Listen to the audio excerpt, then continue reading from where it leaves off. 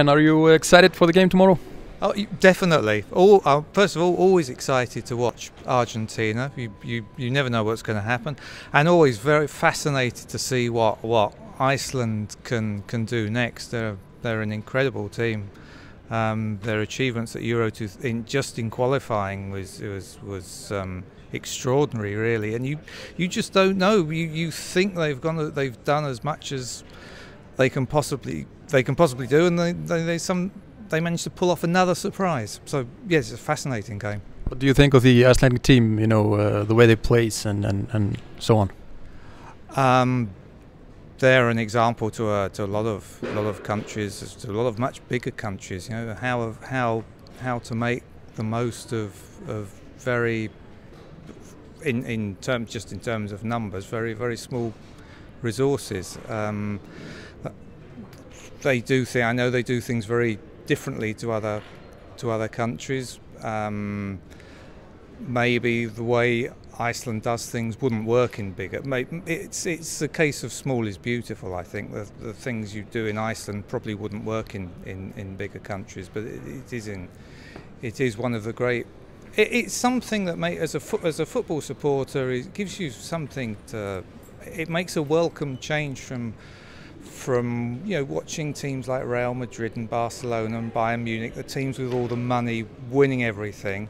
This is just a really refreshing change, and it sort of gives you a bit of hope that there is romance in football still. Regarding the game tomorrow, do you think Iceland stand a chance against this Argentina team? I think Iceland always stand a chance. They're so well organised, and they're not just defensive. I don't think they're very good at set pieces. And the other thing is, this Argentina team, nobody knows what to expect from them. They lost 6-1 to Spain. They've got a coach who likes to play football in a certain way, but we don't know if he's had enough time to impose his style on this team and if it will work with the players he's got. How far do you think Iceland can go in this competition? That's a really difficult question.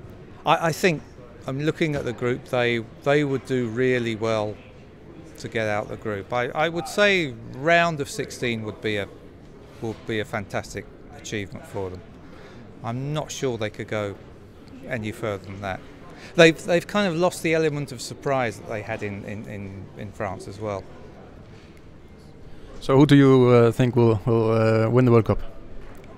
I think I've got a sneaking suspicion it'll be Brazil, because they've got individually they've got 4 or 5 outstanding players, including the goalkeeper. People always say that in Brazil the goalkeeper's the weak link, but they've got 2 world-class goalkeepers now, and they've got a coach who the team's balanced. It's not dependent on Neymar like it was 4 years ago. It's not a team that plays defensive, counter-attacking football like they did with Dunga in 2010. This is a really well-balanced team without that pressure they had on them in Brazil 4 years ago, having to win it on home soil. So I've just got a sneaking suspicion, and I think it'll be good for the game in general to have Brazil playing well and winning the World Cup. Thank you.